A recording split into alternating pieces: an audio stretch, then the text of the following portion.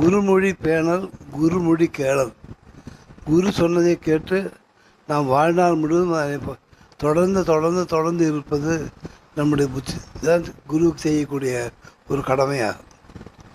நான் பாண்டிச்சேரியில் வேலை செய்யும் பொழுது மிகவும் ரொம்ப கட்ட நிலையில் இருந்தது கம்பெனிக்கு நிச்சய செலவுக்கு டீ வாங்க கூட கையில் காசு இல்லாமல் எல்லோரும் கஷ்டப்பட்டு கொண்டு இருந்தோம்.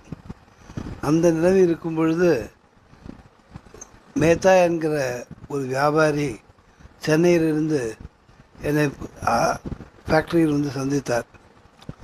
அவர் கம்பெனிக்கு 5 லட்சம் ரூபாய் அட்வான்ஸ் தருவதாகவும் இருக்கக்கூடிய சரக்குக்கு உடனே பணம் கொடுத்து எடுப்பதாகவும் கூறி அதற்கு ஒரு எக்ரிமெண்ட் போடுங்க, நான் பணத்துக்கு ஏற்பாடு பண்ணுறேன் சொல்லிட்டு அவர் போகிறார்.